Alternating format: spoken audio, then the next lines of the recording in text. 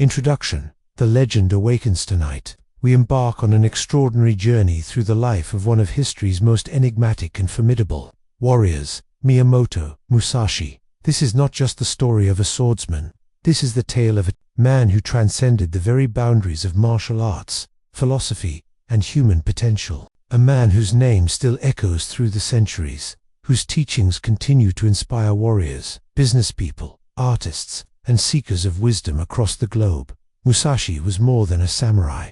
He was a revolutionary, a philosopher, an artist, and perhaps most importantly, a human being who refused to accept the limitations that society, his tradition, and even nature itself tried to impose upon him. From his first duel at the tender age of 13 to his final philosophical masterpiece, The Book of Five Rings, Musashi's life reads like a legend that seems almost too extraordinary to be true.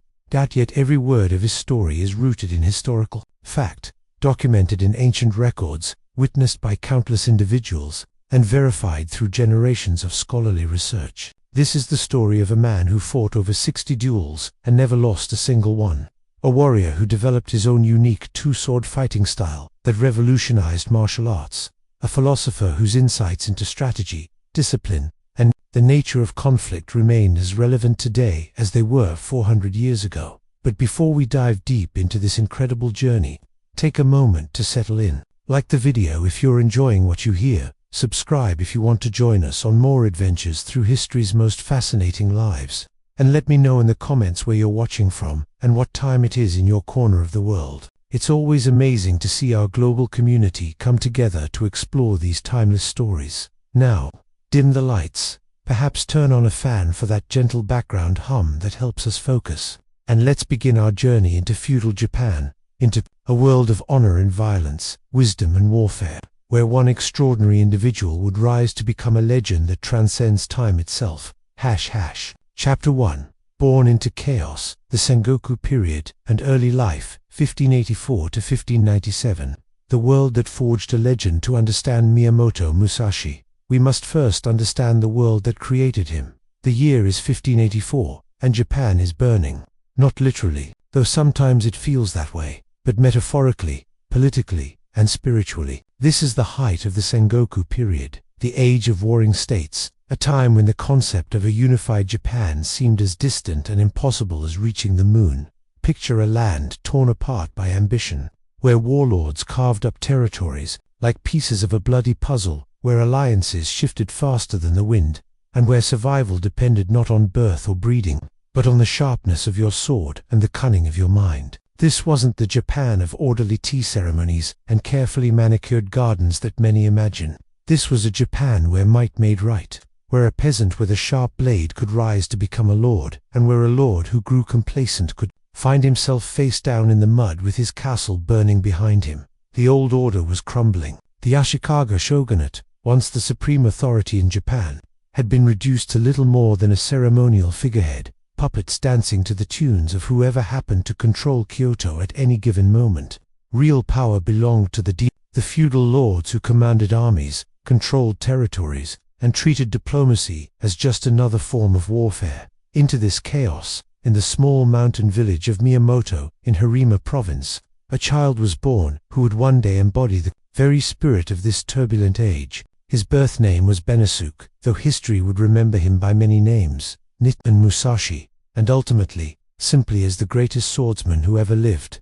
A harsh beginning in Miyamoto village. Miyamoto village wasn't much to look at. Tucked away in the rugged hills of Harima province, it was the kind of place where life was measured not in years but in seasons survived. The houses were simple wooden structures with thatched roofs that leaked when it rained and offered little protection from the bitter mountain winds. The streets, if you could call them that, were little more than dirt paths that turned to mud whenever the weather turned foul. This wasn't a place of luxury or comfort. The people of Miyamoto were hard, practical folk who understood that survival came before philosophy, that a full belly was worth more than a beautiful poem, and that the difference between life and death often came down to the strength of your arm and the sharpness of your blade. Into this unforgiving environment, on what historians believe was sometime in 1584, though the exact date remains lost to history, a child was born to the Shinman family. His father, Shinman Munasai, was a professional warrior, a man who had earned his reputation with steel and blood. Munisai wasn't nobility. He wasn't born into wealth or privilege. He was what the samurai class sometimes looked down upon as a professional soldier, someone who fought for pay rather than honor, who served whoever could afford his services rather than following the rigid codes of feudal loyalty. But Munisai was also something more dangerous than the typical hereditary samurai. He was competent, deadly competent. Legend says he had won official duels under the Ashikaga shogunate, that he had mastered not just the sword but also the traditional Japanese weapons of war, the spear, the staff, the war fan. He understood that in a world where violence was the ultimate arbiter of disputes, skill with weapons wasn't just a profession, it was the difference between life and death, between honor and humiliation, between leaving behind a legacy or being forgotten in an unmarked grave. The making of a warrior child from the moment young Benesoku could walk, or perhaps more accurately, stumble around like a miniature drunk warrior. His father began his education. This wasn't the gentle, nurturing childhood that modern sensibilities might expect. There were no participation trophies in the Shinmen household, no gentle encouragement for effort regardless of results, no careful protection of the child's delicate self-esteem. This was education by forge and hammer, where the raw material of a human child was heated, beaten, and shaped into something harder, sharper, more durable. Munisai understood something that many modern people have forgotten, that the world is a dangerous place, that enemies don't care about your feelings, and that the only kindness a warrior could truly count on was his own competence. The boy's first toys weren't wooden horses or carved dolls. They were practice weapons, wooden swords, miniature spears, anything that could teach his small hands the weight and balance of implements of war. While other children his age might have been learning their letters or helping their mothers in the garden, Benesoku was learning the intricate dance of combat, the precise movements that could mean the difference between victory and death. The training wasn't just physical. Munisai understood that a warrior's mind was just as important as his body, perhaps more so. He filled his son's head with stories of great battles, legendary warriors, and the harsh realities of a world where honor was earned through strength and wisdom was gained through experience. The boy learned that hesitation could be fatal, that showing weakness invited attack, and that in the brutal arithmetic of combat, being second best was often the same as being dead. But perhaps most importantly, the young Benesoku learned something that would define the rest of his life, that conventional wisdom was often wrong, that traditional methods weren't always the best methods, and that true mastery came not from blindly following the teachings of others, but from understanding the underlying principles and then finding your own way to apply them. The wildness within Evan as a child. There was something different about Ben. The other children in Miyamoto village were typical peasant kids, obedient, well-behaved, focused on learning the skills they would need for lives of farming, craftsmanship, or service. They bowed properly to their elders, memorized the moral lessons they were taught, and generally tried to fit into the social order that surrounded them. Benusuke was none of these things. He was wild, unruly, possessed of an energy and intensity that seemed to crackle around him like lightning around a storm cloud. While other children played traditional games, he was more likely to be found practicing ambush techniques behind trees or experimenting with different ways to strike with makeshift weapons. The villagers noticed, of course, in a small mountain community where everyone knew everyone else's business, a child who stood out was bound to attract attention. Some of the older folks shook their heads disapprovingly, muttering about children who didn't know their place or respect their betters. Others watched with a mixture of fascination and unease, recognizing that they were witnessing something unusual, something that might be either wonderful or terrible, depending on how it developed. But what truly set the young Benesoku apart wasn't just his wildness or his unconventional approach to childhood. It was the look in his eyes, a sharp, penetrating gaze that seemed far too mature for such a young face, as if he was constantly analyzing everything around him, looking for weaknesses, opportunities, angles of attack. Adults who met his gaze often found themselves unconsciously stepping back, unnerved by the intensity they saw there. His father saw it too, of course. Munisai recognized that he wasn't just training another warrior, he was shaping something far more rare and potentially dangerous. The boy wasn't just learning techniques, he was absorbing the underlying principles, questioning everything, constantly trying to find better ways to achieve his objectives. This wasn't the mindset of a soldier who would follow orders without question. This was the mindset of someone who would forge his own path, regardless of what tradition or authority might have to say about it.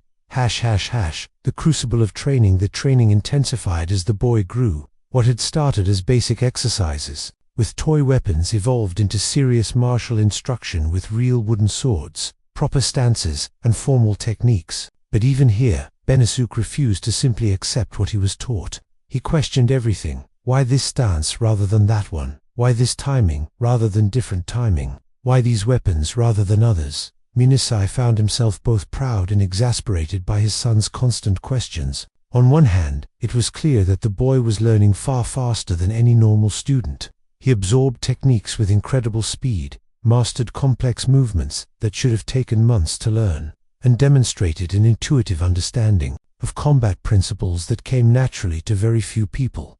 On the other hand, the constant questioning, the refusal to simply accept traditional teachings without examination, the tendency to experiment with variations and modifications, all of this marked the boy as someone who would never be a conventional warrior, never fit comfortably into the established hierarchies and traditions of the martial world. The physical training was brutal by any standard. Hours of practice with wooden swords until the boy's hands were bloody from gripping the rough wood. Exercises in balance, timing, and distance that pushed his young body to its limits and beyond. Sparring sessions with older students and even adult warriors that left him bruised and battered, but always eager to learn from his mistakes and come back stronger. But the mental training was perhaps even more intense. Munasai understood that a warrior's mind was his most important weapon, and he pushed his son to develop not just physical skills but mental discipline, strategic thinking, and the ability to remain calm and focused even in the most chaotic and dangerous situations. The boy learned to analyze his opponents, to look for tells and habits that could be exploited, to understand the psychology of combat as well as the physical techniques. He studied not just his own tradition but learned about other martial schools, other approaches to warfare, different philosophies of combat. From the beginning, he was being educated not as a specialist in one particular style, but as a complete martial artist who could adapt to any situation.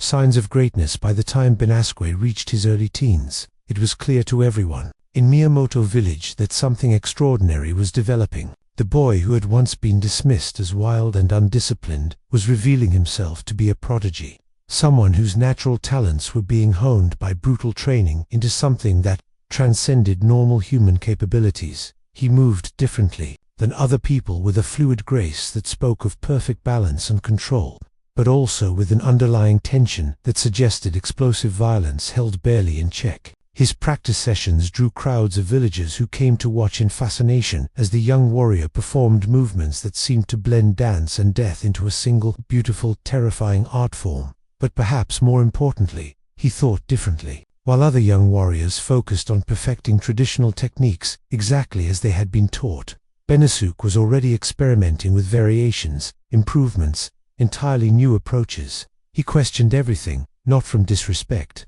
but from a genuine desire to understand the underlying principles well enough to improve upon them. His father watched with a mixture of pride and concern. Pride, because it was clear that his son was developing into something remarkable, a warrior whose skills would surpass even his own. Concern, because he recognized that such talent, combined with such an independent spirit, would inevitably lead to conflict with the established order. Traditional martial schools didn't welcome revolutionaries. The samurai class didn't appreciate upstarts who questioned their methods and traditions.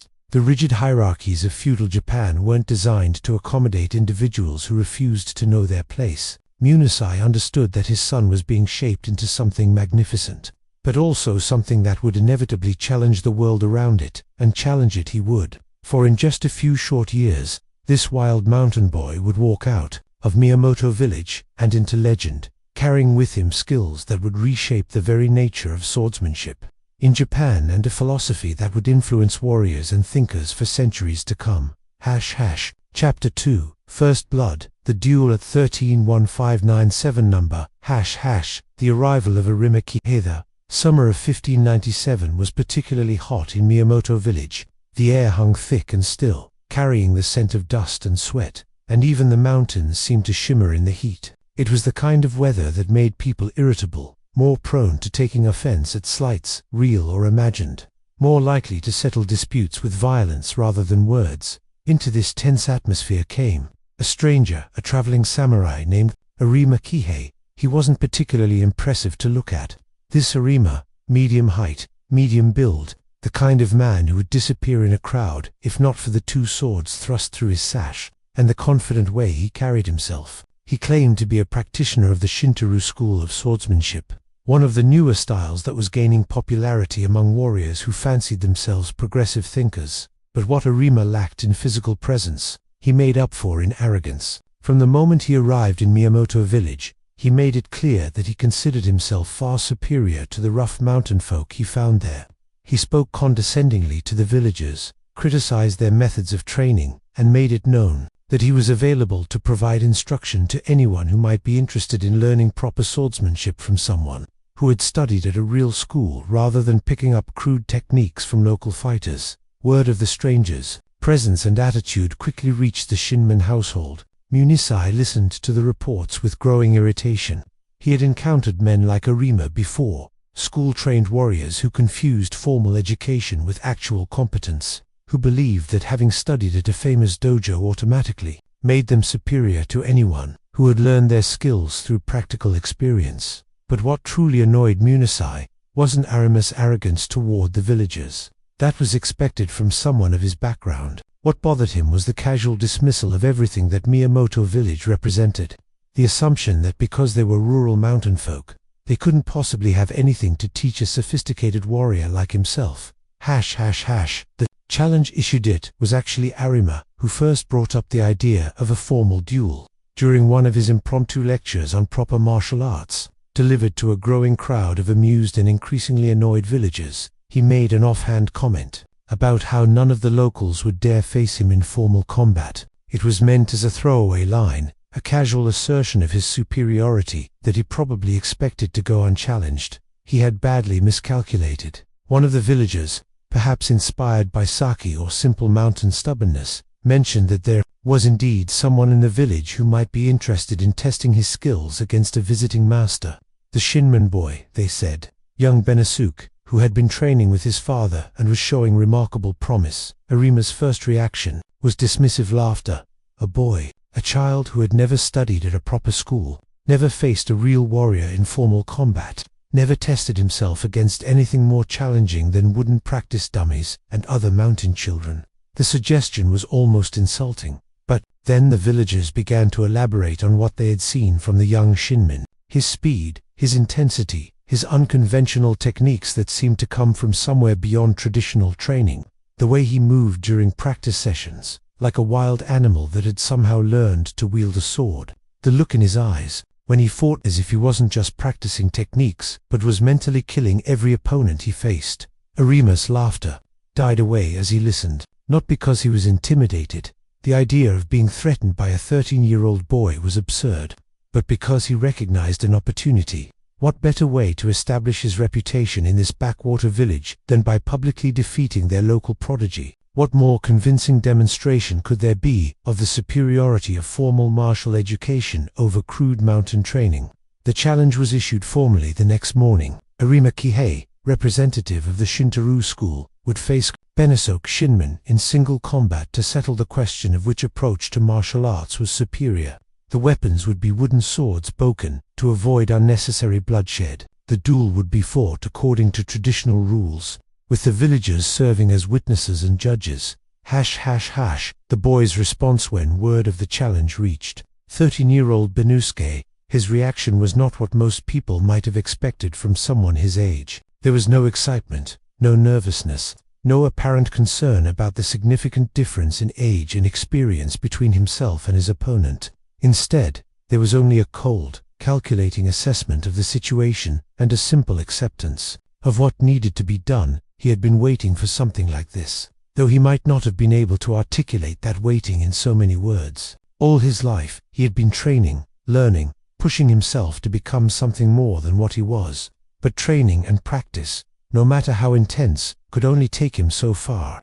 Real growth, real understanding, real mastery could only come through testing himself against genuine opponents who were trying their best to defeat him. Arima Kihei represented that test. Not the ultimate test. Benasuke was smart enough to understand that there would be many more challenges ahead, but the first real test, the one that would tell him whether all his training, all his questioning, all his experimentation had actually transformed him into something dangerous. His father's reaction was more complex. Munasai understood better than anyone what his son was capable of, but he also understood the risks involved. A duel, even one fought with wooden swords, could result in serious injury or even death. Accidents happened, especially when emotions ran high and pride was at stake. And even if his son won, there could be political consequences. Arima claimed to represent a formal martial school, and defeating him might bring unwanted attention from people who might view such a victory as an insult to the established order. But Munasai also recognized that this moment had been inevitable. From the day he first put a practice sword in his son's hands, you couldn't train someone to be a warrior and then expect them to avoid fighting. You couldn't hone someone's skills to razor sharpness and then expect them never to test that edge. Against real opposition, the boy had been shaped for conflict, and conflict had finally found him. The challenge was accepted. Preparation and anticipation. News of the upcoming duel spread through Miyamoto village like wildfire. Within hours, everyone knew about the formal challenge, the participants, and the stakes involved. By evening, people were already choosing sides and placing quiet wagers on the outcome. The smart money, such as it was in a poor mountain village, was on Arima Kihei. He was the adult, the trained warrior, the representative of a formal martial school. He had experience in real duels, not just practice sessions. He understood the psychology of formal combat, the importance of maintaining composure under pressure, the subtle techniques that could mean the difference between victory and defeat. Benasuke, for all his talent and training, was still just a boy. He had never faced a real opponent in formal single combat. He had never dealt with the pressure of fighting in front of a crowd, with reputation and honor at stake. For all anyone knew, he might freeze up the moment real steel was drawn, or make some crucial mistake that only experience could teach him to avoid. But there were a few villagers, mostly those who had watched the boy's training sessions most closely, who weren't so sure. They had seen something in those practice bouts that went beyond normal human capability, a kind of focused intensity that seemed to transform the young warrior into something both more and less than human. They had watched him analyze opponents with the cold calculation of a veteran fighter, adapt to new techniques with frightening speed, and demonstrate an intuitive understanding of combat that seemed to come from somewhere beyond mere training. Benasuke himself spent the time before the duel in typical fashion, training not frantically, not with the desperate energy of someone trying to cram for an exam, but with the same focused intensity that had characterized his preparation for years. He practiced his techniques, refined his movements, and most importantly, visualized the upcoming fight in his mind over and over. Again, he studied what he knew about Arima Kihei and the Shintaro school. He analyzed the man's stance, his movement patterns, his preferred techniques, as displayed during his demonstrations for the villagers. He looked for weaknesses, gaps in defense, habits that could be exploited. By the time the duel arrived, he had already fought Arima dozens of times in his mind, testing different strategies, different approaches, different ways to achieve victory. Arima, for his part, seemed to treat the upcoming duel as little more than an amusing diversion. He continued his lectures to the villagers, demonstrated advanced techniques that he assured them were far beyond the capability of untrained fighters, and generally comported himself like someone who considered the outcome a foregone conclusion. This confidence wasn't entirely misplaced.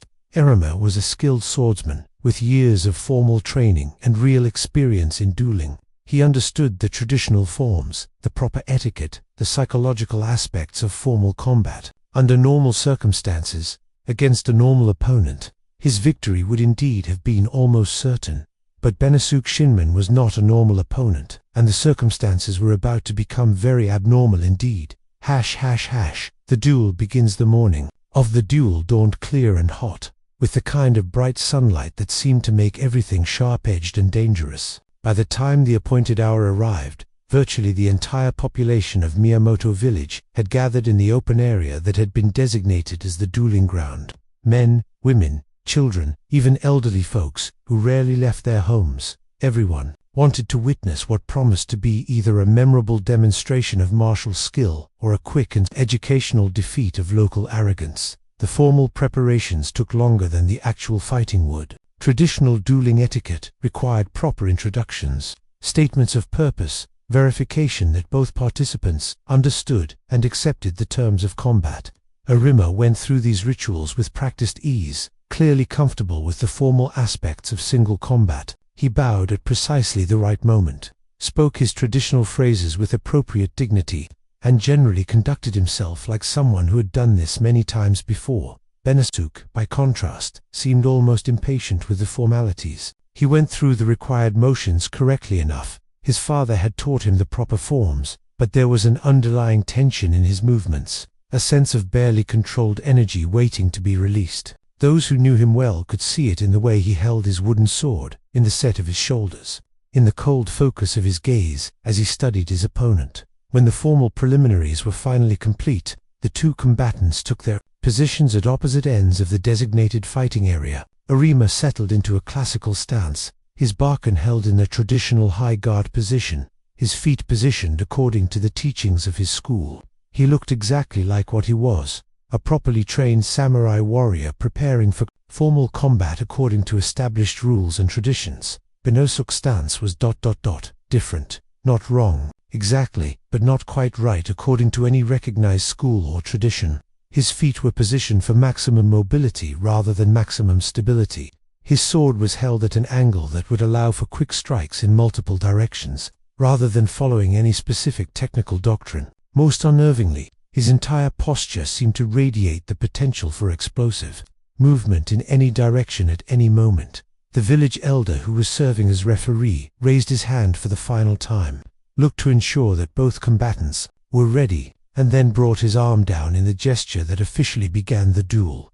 The moment of truth, what happened next, took place so quickly that most of the spectators would spend years arguing about exactly what they had seen. Later accounts would vary in details, but they all agreed on the essential facts. The duel was over almost before it began. The outcome was decisive and brutal, and nothing about it followed the patterns that anyone had expected. Arima Kihei did exactly what his training had taught him to do. He began with a traditional assessment phase, carefully studying his opponent's stance and movement while looking for openings and opportunities. This was the textbook approach to dueling: patience, analysis, waiting for the perfect moment to strike with precision and control. Benosuke did not do what his training had taught him to do, because his training had taught him that textbook approaches were often the worst possible choice in real combat situations. Instead of settling into a careful, analytical exchange of testing strikes and defensive maneuvers, he exploded forward with a speed and ferocity that caught everyone, especially Arima, completely off guard. It wasn't elegant. It wasn't technically perfect, according to any established school of swordsmanship. It was, however, devastatingly effective. The 13-year-old warrior closed the distance between himself and his opponent in a blur of movement that seemed to compress time itself. Arima, who had been expecting a gradual escalation of conflict according to established dueling conventions, suddenly found himself facing a wooden sword that was moving toward his head with the speed and force of a falling tree. He tried to respond. Of course, his training kicked in automatically, muscles moving according to patterns that had been drilled into them through years of practice. But training for formal, controlled dueling was very different from dealing with an opponent who fought like a wild animal that happened to be armed with a weapon. Benasuk's strike connected before Arima's defense could fully develop. The wooden sword caught the older warrior across the side of his head, with a sound like a tree branch snapping. The impact was so severe that Arima's feet actually left the ground for a moment before he crashed to the earth, his own weapon flying from nerveless fingers. The silence that followed was deafening. For a long moment, nobody moved, nobody spoke, nobody seemed to even breathe. The outcome had been so sudden, so decisive, so completely unexpected that it took time for minds to process what they had witnessed. The aftermath. Arima Kihei wasn't dead, though for a few terrifying moments, it seemed like he might be. He lay motionless in the dirt, blood trickling from a wound on his scalp. His eyes rolled back in his head. When he finally began to show signs of consciousness, it was with the confused, disoriented movements of someone whose world had just been turned completely upside down. the gathered villagers began to whisper among themselves, their voices carrying a mixture of awe, excitement, and something that might have been fear. They had come expecting to see their local boy receive a harsh but educational lesson in humility. Instead, they had witnessed something that challenged their understanding of how the world was supposed to work. A 13-year-old child had just defeated a trained adult warrior in formal single combat, not through luck or accident, but through superior skill, speed, and tactical intelligence. The implications were staggering, and not all of them were comfortable to contemplate. Munisai watched his son with an expression that mixed pride with concern. He had known that Benosuke was talented, perhaps exceptionally so, but even he hadn't fully grasped the extent of what his brutal training regimen had created. The boy standing in the aftermath of his first real duel wasn't just skilled, he was dangerous in a way that transcended normal categories of martial ability. For his part, Benosuke seemed almost anticlimactically calm in the wake of his victory. There was no celebration, no gloating, no apparent excitement about having defeated his first real opponent. Instead, there was only a cold assessment of what had just occurred, a mental cataloging of lessons learned and techniques that had proved effective. He helped Arima to his feet with perfunctory courtesy, ensured that the defeated warrior was not seriously injured, and then simply walked away. No speeches, no dramatic gestures, no attempt to capitalize on his victory for social or political advantage. He had tested himself against a real opponent and emerged victorious. That was sufficient.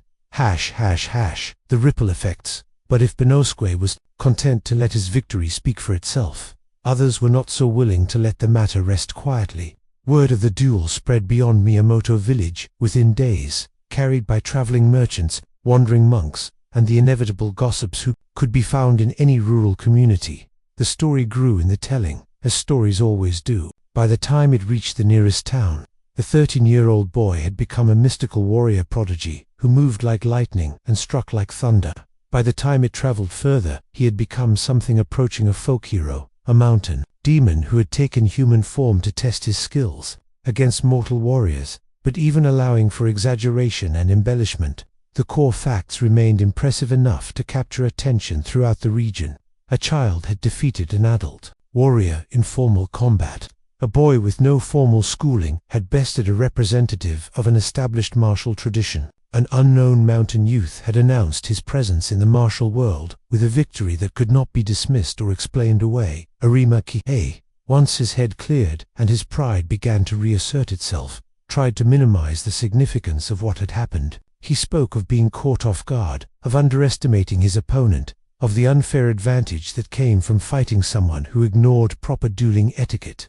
But his explanations sounded hollow even to himself, and they convinced no one who had actually witnessed the fight. The truth was simpler and more disturbing than any of his rationalizations. He had been comprehensively outclassed by someone who should have been no match for him. The boy hadn't won through luck or trickery, or rule-breaking. He had won because he was faster, stronger, smarter, and more ruthless than his supposedly superior opponent. The transformation begins for Benosuke himself.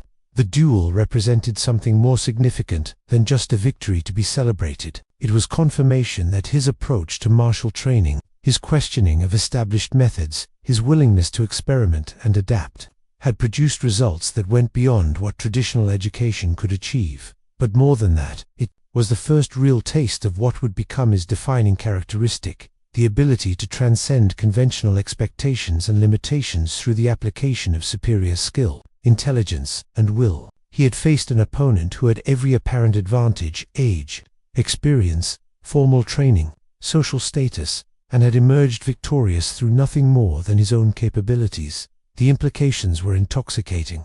If he could defeat a trained warrior at 13, what might he be capable of at 18, at 25, at 30?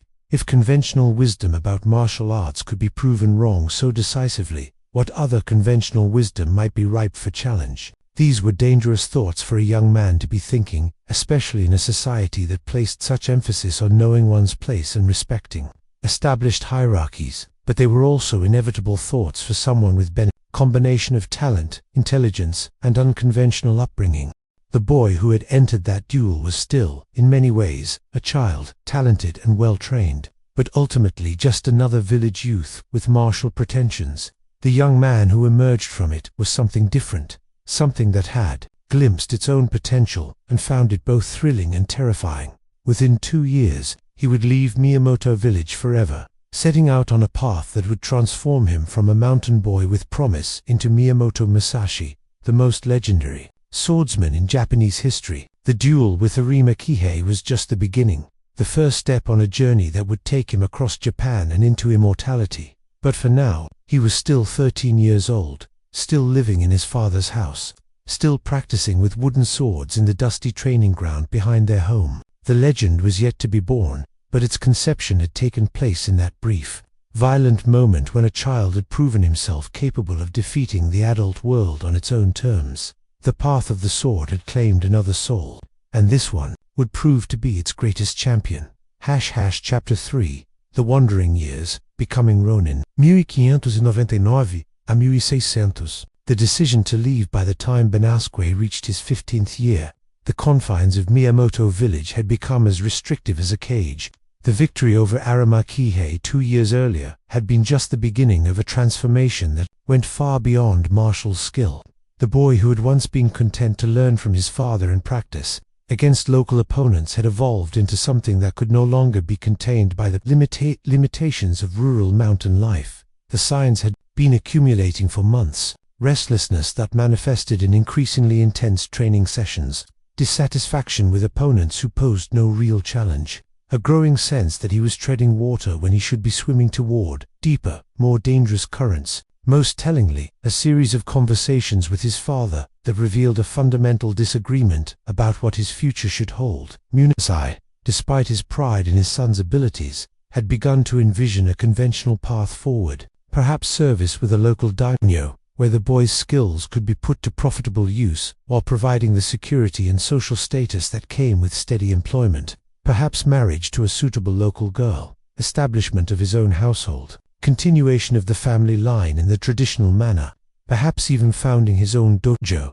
where he could pass on his techniques to the next generation of warriors. These were reasonable, practical suggestions from a father who understood the realities of life in feudal Japan, but they were also suggestions that assumed Benasuke would be content to follow a conventional path, to accept the limitations that society imposed on individuals, to find satisfaction within the boundaries that others had established. This was perhaps the one thing that Benasuke could not do. The final conversation between father and son took place on a cold evening in early spring, with the last snow of winter still clinging to the mountain peaks and the first hints of new growth beginning to show in the valley below. They sat in their simple wooden house, the same house where the boy had spent his entire life, surrounded by the practice weapons and martial texts that had shaped his education. "You have learned everything I can teach you," Munisai said finally, his voice carrying the weight of years and hard-won wisdom.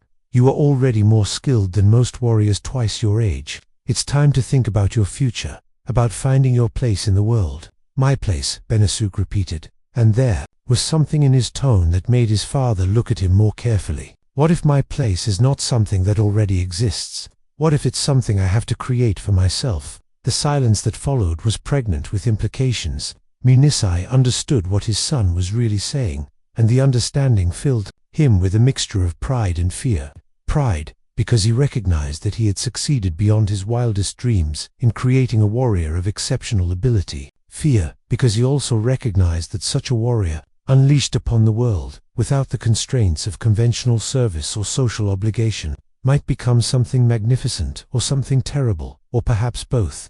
"The world is not kind to those who refuse to accept their place in it," he said finally. "Then perhaps it's time for someone to change the world," his son replied.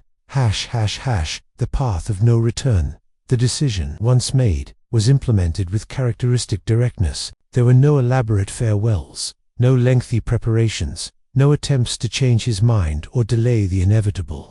Benasuke simply gathered his few possessions, 2 swords, some basic clothing, a small amount of money, and prepared to walk away from everything he had ever known. The formal ceremony was brief but significant. In the presence of the household gods, and with his father serving as witness, Benasuke renounced his birth name and took the name by which history would remember him, Miyamoto Musashi. The choice was symbolic as well as practical. Miyamoto, honoring the village that had shaped him, Musashi, meaning warrior, or martial, and representing his commitment to the path he had chosen. He also made a formal declaration of his status as a Shugyo, a warrior on a pilgrimage of self-improvement through combat. This wasn't just a career choice or a temporary adventure. It was a sacred commitment to pursue mastery through the most dangerous and demanding path possible. It meant accepting a life of constant travel, perpetual challenge, and the very real possibility of death at the hands of any opponent he might encounter. The morning of his departure was grey and cold, with fog hanging low in the valleys and the kind of dampness that seemed to seep into your bones. The entire village turned out to see him leave, their faces showing a mixture of emotions: respect for his courage, concern for his safety, and perhaps a touch of relief that their community would no longer be home to someone whose very presence seemed to challenge the established order of things. His father walked with him to the edge of the village, where the mountain path began its descent toward the wider world below. They didn't speak much, everything important had already been said, but when they finally stopped and turned to face each other, Musashi offered one final piece of advice. "Remember that the strongest opponent you will ever face is yourself," he said. "Master that enemy, and all others will fall before you." Then Miyamoto Musashi, 15 years old, and armed with nothing but his swords and his determination, walked away from safety and security and into legend. The harsh reality of the road, the romanticized image of the wandering warrior, so popular in later stories and legends, bore little resemblance to the brutal reality that Musashi encountered during his first months on the road. Far from being a glorious adventure filled with noble combats and heroic deeds, it was a grinding test of endurance that challenged every aspect of his character and preparation. The most immediate problem was simple survival. As a ronin, a masterless samurai, he had no guaranteed income, no secure lodging, no network of allies or supporters to fall back on when times became difficult. He was entirely dependent on his own resources, his own skills, and his own ability to adapt to circumstances that could change without warning. Food was a constant concern. Unlike the warriors of noble birth who traveled with retinues and expense accounts, Musashi had to find his own meals through whatever means he could manage. Sometimes this meant performing services for payment, acting as a bodyguard for traveling merchants, providing martial instruction to ambitious students, serving as temporary muscle for local authorities dealing with bandits or troublemakers. More often, it meant going hungry. Days would pass with nothing but whatever wild plants or small game he could find, supplemented by the occasional charitable meal from a monastery or sympathetic innkeeper. He learned to distinguish between the kinds of hunger that were merely uncomfortable and the kinds that actually threatened his ability to function as a warrior. Shelter was equally problematic. The Japan of his era had a well-developed network of inns and hostels for travelers, but they all required payment that a masterless warrior couldn't always afford. Musashi became intimately familiar with sleeping under bridges, in abandoned buildings, in forests and caves, anywhere that offered some protection from the elements without requiring money he didn't have. The physical discomfort was bad enough, but the psychological challenges were even more severe. He had left his village as something of a local hero, celebrated for his unusual skills and promising future.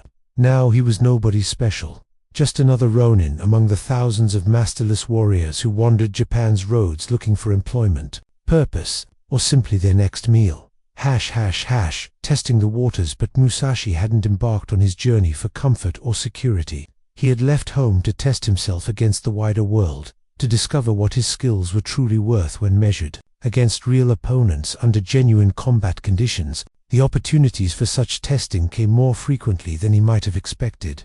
Feudal Japan was a violent place, where disputes were commonly settled through combat, and where martial skill was both respected and constantly challenged. Every town seemed to have its local champion, its martial arts school, its ambitious warriors looking to make their reputations by defeating traveling swordsmen. For someone actively seeking such confrontations, opponents were never hard to find. His first real duel after leaving home took place in a small town whose name has been lost to history.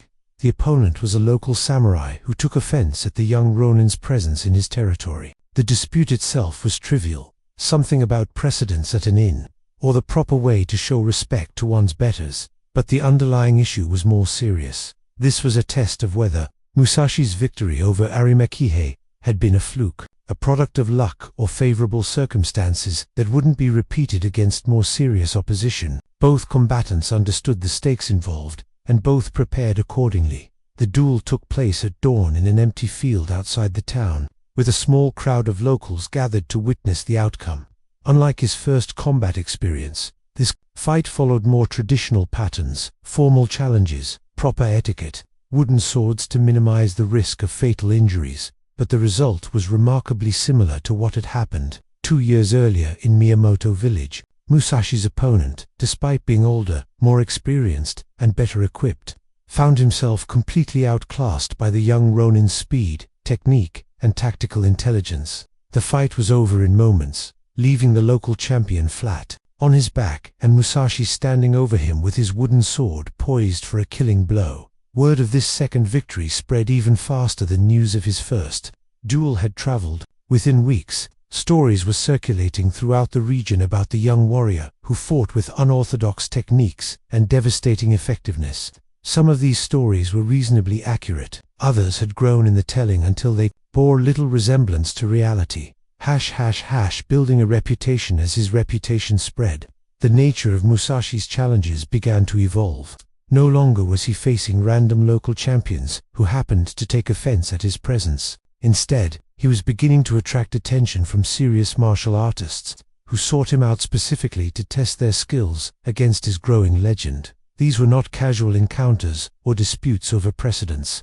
They were formal duels fought for the specific purpose of determining which warrior was superior. The stakes were correspondingly higher, not just personal pride or local bragging rights, but genuine reputation in the martial arts community.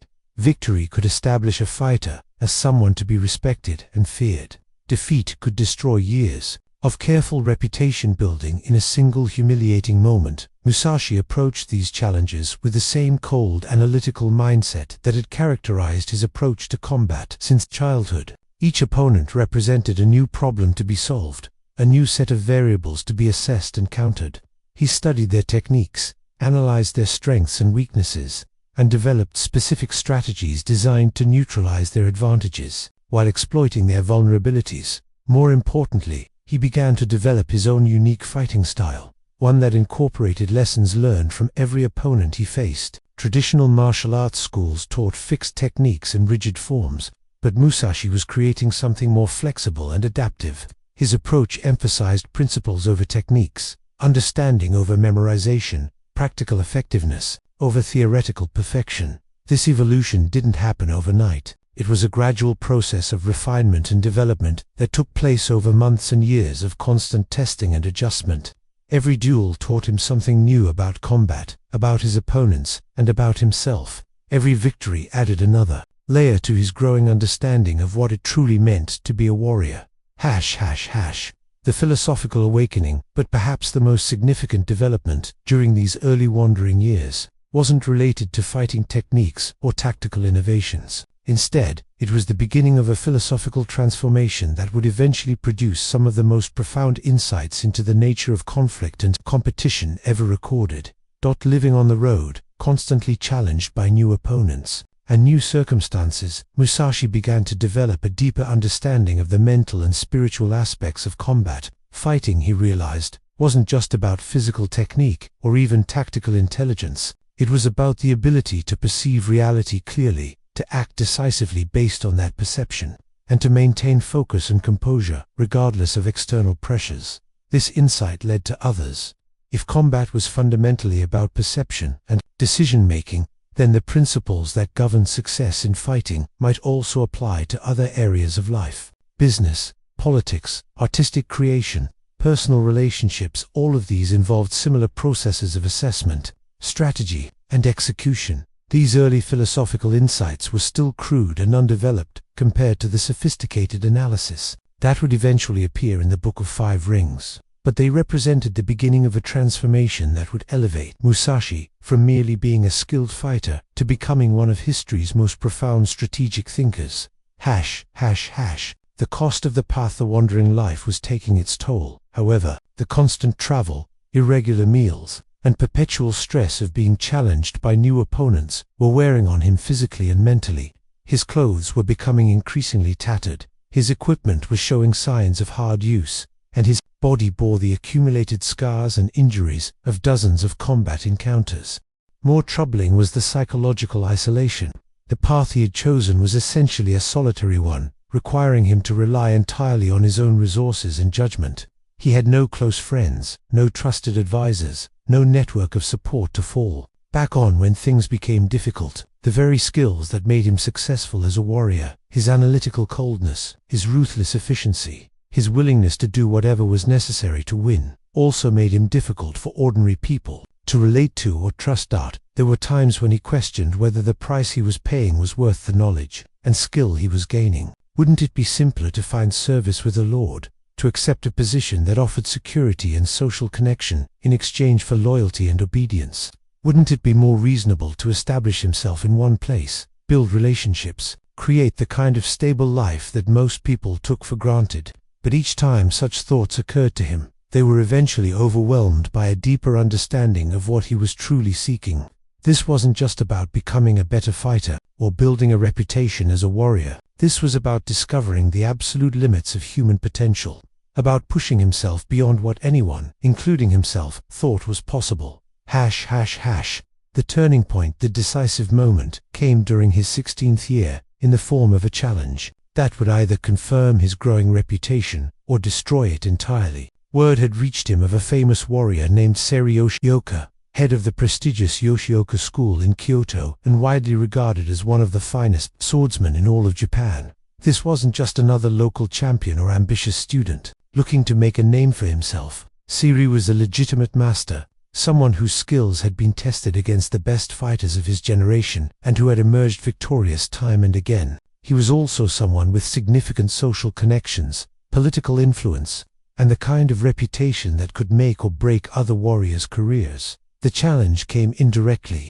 through intermediaries and formal channels that reflected the serious nature of what was being proposed. This would not be a casual duel, fought with wooden swords in some anonymous field. This would be a formal combat encounter that could result in death for one or both participants, fought according to traditional rules and witnessed by representatives of the martial arts community. Musashi's initial reaction was immediate acceptance. This was exactly the kind of test he had been seeking, the opportunity to measure himself against a truly formidable opponent whose defeat would establish his credentials as a serious warrior. But as he considered the implications more carefully, he began to understand that this duel would represent far more than just another step in his development. Victory would announce his arrival as a major figure in Japan's martial arts world, someone who could no longer be dismissed as a promising young fighter or a regional curiosity. It would open doors to new challenges, new opportunities, and new levels of recognition that could transform his entire future. Defeat, on the other hand, would likely end his career as a warrior, not necessarily through death, though that was certainly a possibility, but through the kind of decisive public humiliation that would destroy his reputation and make it impossible for him to continue challenging serious opponents. The stakes couldn't have been higher, and the timing couldn't have been more perfect. Musashi was 17 years old, at the peak of his physical abilities, and armed with hard-won experience that had been earned through years of constant testing and refinement. He was as ready as he would ever be for this ultimate test. The duel with Seiri Yoshioka was scheduled for early morning just outside Kyoto, with representatives from several major martial arts schools serving as witnesses and judges. The weapons would be real swords, katana, and the combat would continue until one participant was either dead or unable to continue fighting. As Musashi prepared for what might be the most important fight of his life, he couldn't help but reflect on the journey that had brought him to this moment. 3 years earlier, he had been a village boy with promise and ambition. Now he was a seasoned warrior preparing to face one of Japan's greatest swordsmen in mortal combat. The transformation had been purchased with blood, sweat, pain, and sacrifice, but it had also revealed capabilities within himself that he never could have imagined while practicing with wooden swords in his father's training yard. Tomorrow would tell him whether the price had been worth paying. Chapter 4. The Yoshioka School Duels, 1604-1605. The prestigious adversary, the Yoshioka school, represented everything that Musashi's unconventional approach to martial arts stood in opposition to. Founded several generations earlier, It had become one of the most prestigious and influential martial institutions in all of Japan, with connections to the imperial court, the Ashikaga shogunate, and some of the most powerful daimyo families in the country. This wasn't simply a fighting school, it was a social institution, a pathway to political influence, and a symbol of everything that was traditional and respected in Japanese martial culture. Students came from noble families, paid substantial fees for instruction, and graduated into positions of influence and authority throughout the military and political hierarchy. Yoshioka himself embodied everything that the school represented. He was not just a skilled fighter but a cultivated gentleman, someone who understood poetry as well as swordsmanship, who could navigate court politics as easily as he could defeat opponents in single combat. His reputation had been built through decades of careful cultivation, formal duels against worthy opponents, and the kind of systematic promotion that came from being associated with a prestigious institution. On many ways, he was everything that Musashi was not: socially connected, financially secure, politically sophisticated, and backed by an established network of allies and supporters. If martial arts was simply about individual skill and determination, such differences might not matter. But martial arts existed within a larger social context, and in that context, Seiri possessed advantages that went far beyond mere fighting ability. The challenge itself had come about through a complex series of intermediaries and formal protocols that reflected the serious nature of what was being proposed. Word of Musashi's growing reputation had reached Kyoto months earlier, carried by traveling warriors, merchants, and the inevitable gossips who seemed to appear wherever interesting events were taking place. Initially, the Yoshioka school had dismissed these reports as typical exaggerations. Every generation produced its share of promising young fighters who were proclaimed as prodigies by their supporters, only to prove disappointingly ordinary when tested against serious opposition. The school had seen dozens of such rising stars over the years, and the vast majority had turned out to be phenomena with more reputation than substance. But as the stories continued to accumulate, and as more credible sources began to confirm the young Ronin's legitimate skills, the school's attitude began to shift from dismissive contempt to cautious interest. If there really was a talented young warrior making such dramatic claims about his abilities, perhaps it would be useful to arrange a demonstration that would either validate his reputation or expose him as a fraud. The formal challenge. The invitation came through proper channels, delivered by a formal messenger, and written according to traditional protocols. Seiri Yoshioka, representing the honor and traditions of his school, challenged the Ronin Miyamoto Musashi to single combat for the purpose of determining the relative merits of their respective approaches to martial arts. The terms were formal and deadly serious: real swords, combat to continue until one participant could no longer fight, with death or permanent disability being accepted risks. The location would be Rendaji Temple, just outside Kyoto, at dawn on an agreed-upon date. Witnesses would include representatives from several major martial arts schools, ensuring that the results would be properly recorded and disseminated throughout Japan's warrior community. For Musashi, receiving this challenge represented both vindication and terror. Vindication, because it meant that his reputation had grown to the point where a fighter of Seiri's caliber considered him worthy of formal recognition. Terror, because he understood exactly what defeat would mean: not just personal humiliation, but the complete destruction of everything he had been working toward for the past several years. He spent weeks preparing for the encounter, not just physically but mentally and strategically. He studied everything he could learn about Seiri's fighting style, his preferred techniques, his previous duels, and his psychological approach to combat. He analyzed the political and social implications of the upcoming fight, understanding that victory would bring not just personal glory but also powerful enemies, who might view his success as a threat to the established order. Most importantly, he began to develop the tactical approach that would eventually become his signature method for dealing with superior opponents. Instead of trying to match Shigeru's strengths directly, he would look for ways to neutralize those strengths while exploiting whatever weaknesses he could identify. The psychological warfare begins. The first sign that this duel would be different from anything Seiri had experienced before came not in the form of fighting techniques or physical preparation, but through a piece of psychological manipulation that would become legendary in its own right. The agreed-upon time for the duel was dawn. specifically chosen to ensure good lighting conditions and to minimize the number of casual spectators who might interfere with the proceedings. Both fighters were expected to arrive early, engage in the traditional pre-combat rituals, and begin fighting as the sun rose over the mountains surrounding Kyoto. Seiri arrived precisely on time, accompanied by his students and followers, dressed in formal combat attire, and mentally prepared for what he expected to be a challenging but ultimately successful defense of his school's reputation. He went through the traditional preparation rituals with practiced ease, meditated to center his mind, and positioned himself in the designated fighting area to await his opponent's arrival. Musashi did not appear. An hour passed, then another. The sun rose fully, eliminating the dramatic lighting effects that had been planned for the beginning of combat. The assembled witnesses began to whisper among themselves, wondering whether the young Ronin had lost his nerve and fled rather than face such a formidable opponent. Seiri himself began to experience something he had rarely encountered in his career: doubt, not about his own abilities, which he knew were considerable, but about his understanding of what was happening. Was this cowardice on his opponent's part? A deliberate insult designed to provoke anger and clouded judgment? Some kind of strategic gambit whose purpose would only become clear later? The truth was simultaneously simpler and more sophisticated than any of these explanations. Musashi was indeed engaged in deliberate psychological warfare, but his target wasn't Sidro's confidence or composure.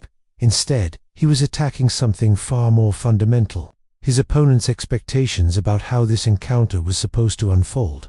The late arrival. When Musashi finally appeared, it was well past mid-morning, and his arrival was as unconventional as his tardiness had been unsettling. Instead of the formal combat attire that tradition demanded, he was dressed in simple traveling clothes that looked like they had seen hard use. Instead of the carefully maintained weapons that were expected for such an important duel, he carried a crude wooden sword that appeared to have been carved from a boat or during his journey to Kyoto. Most shocking of all, instead of the properly groomed appearance that formal dueling etiquette required, he looked exactly like what he was: a road-weary warrior who had been living rough for years, who cared more about practical effectiveness than social appearances, and who was completely unconcerned with other people's expectations or approval. The psychological impact of this appearance was immediately apparent. Seiri, who had spent hours maintaining perfect mental composure while waiting for an opponent who refused to arrive on time, now found himself facing someone who seemed to regard the entire formal structure of their encounter as irrelevant. "You're late," Seiri said, his voice carrying just a hint of the anger that had been building throughout the morning.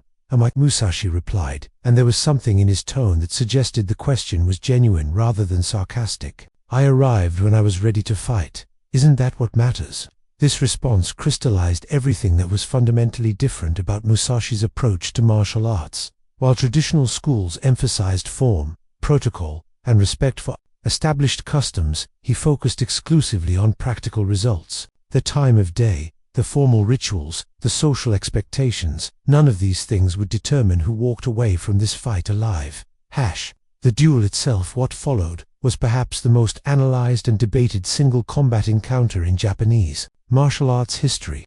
Later accounts would vary in their details, reflecting the different perspectives and motivations of the various witnesses, but all agreed on the essential outcome and its broader significance. The fight began with Sidro demonstrating exactly why he had earned his reputation as one of Japan's finest swordsmen. His technique was flawless, his timing precise, and his tactical understanding sophistication. He moved with the fluid grace of someone who had spent decades perfecting every aspect of his craft, and his initial attacks came close enough to success that several witnesses later claimed they thought the duel was over before it had really begun.